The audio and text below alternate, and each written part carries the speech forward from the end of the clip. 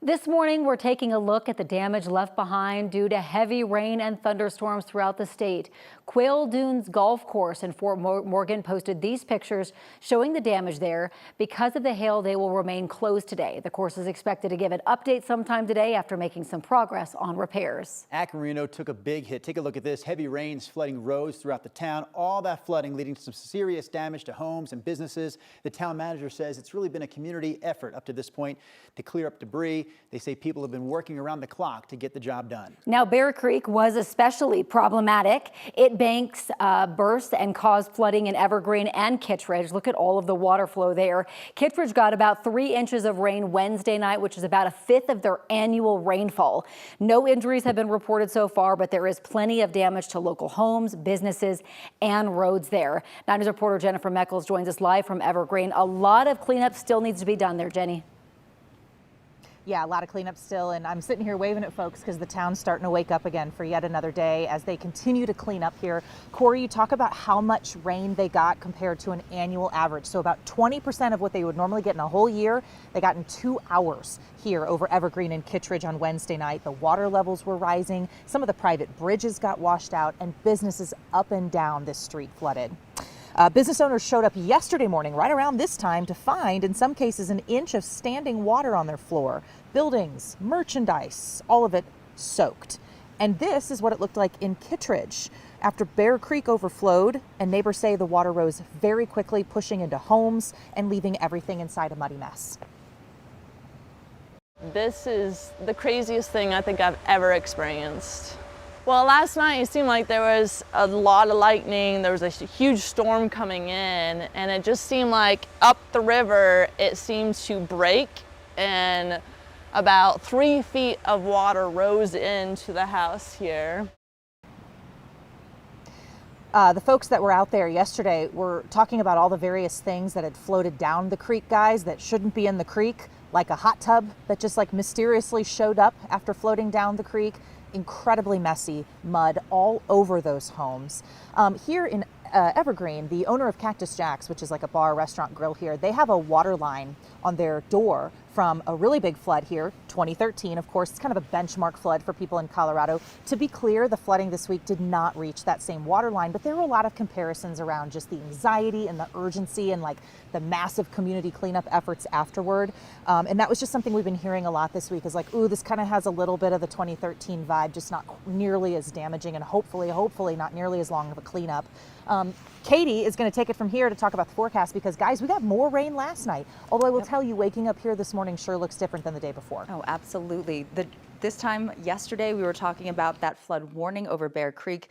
Jennifer, thank you. 3.54 inches of rain officially fell in Evergreen with just Wednesday's storms, and that, as she was mentioning, 20% of their annual. Now, in terms of conditions this morning, it is dry, it is relatively calm, partly cloudy skies. As we give you a live look out near Elizabeth, it's great to see the moisture, of course, when it causes localized flooding or any hail damage. That's what we've really been focusing on this past week. But thankfully today, this Friday, risk of severe weather is lower, but we do have thunderstorm and shower chances in the forecast across the Front Range and Eastern Plains. This morning, it's upper 50s from Centennial out to the airport, high 30s out west in Leadville, 60s across the Eastern Plains with a little more cloud coverage, some areas of patchy fog here and there up over northeastern Colorado, but sunshine will return. That'll burn that off by 9 o'clock statewide, and then daytime highs from 81 degrees by 11 a.m. We're expecting 87. That is standard average for this time in late June. Chance for thunderstorms develop, scattered in nature, lower risk of severe storm activity, but from Evergreen to Vail to Steamboat Springs and across the Eastern Plains, widely scattered activity.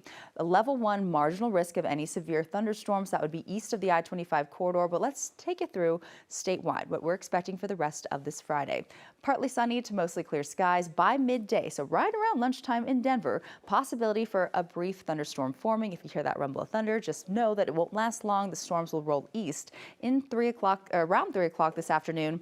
Lyman out through Burlington could see a stronger storm capable of producing hail. That would be until 6 o'clock. Some heavier rain down over southwestern Colorado, Durango, Telluride, our San Juan Mountain Range. And then by Saturday morning, a lot of sunshine, warm and dry. Brianna, it is going to be hot and breezy all across the state. Fire danger in the mountains, but 90s here in Denver and across the plains ahead. And happy Friday, everyone. 6:04 is your time. Taking a live look right now south and northbound I-25 right near 104th Avenue.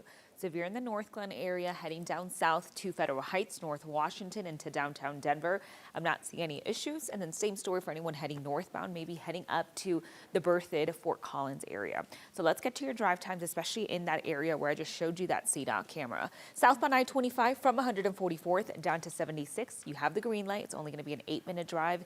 And then that Fort Collins and that Greeley commute. So Highway 85 in both directions of northbound and southbound I-25 up in the Fort Collins area still in the clear as well. All right, now sounds good, Brianna.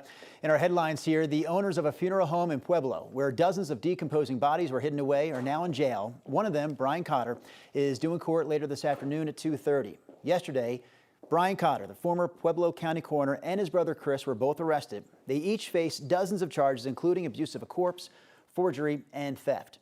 Inspectors discovered 24 bodies in a secret room at their funeral home, Davis Mortuary, last August. This week, investigators say they found additional cremated remains stored there and say they believe there are at least 125 victims. So far, they've only identified 19 of them. Investigators say it's been a difficult process because of the mortuary's poor record keeping, the bad condition of the remains, and the lack of leads. They previously said they were waiting to pursue charges while that entire process played out. Certainly the goal was to have all of the bodies identified by the filing of charges.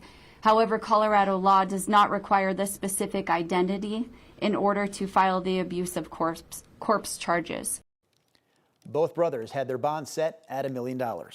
Health officials in Larimer County are confirming the first reported human case of West Nile virus there this summer.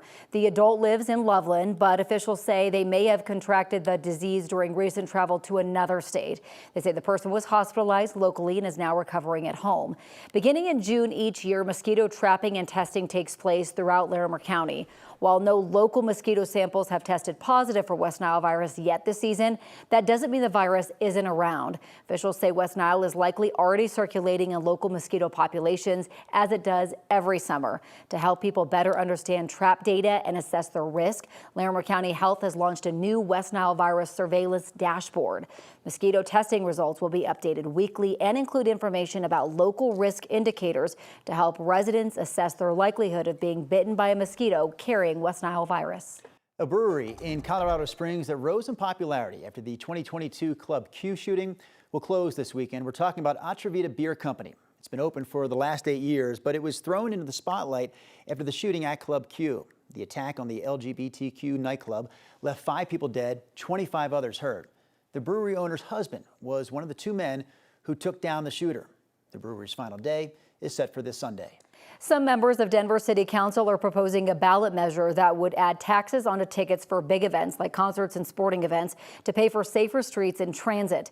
Council members Sarah Parody and Flor Alvadriz presented the proposal to send to the November ballot this week. If approved, the tax would apply to original ticket sales at privately owned venues with more than 1,000 seats. City-owned venues like Red Rocks would be exempt because there's already a 10% seat tax. The proposal is structured in tiers. Tickets priced under $100 would carry a 5% tax. Tickets between $100 and $250 would carry a 10% tax, and ones over that would be taxed at 15%. It is a large percent. I think that idea came from if someone can afford these things, what's an extra $50 if they're spending hundreds of dollars or thousands of dollars on ticket sales?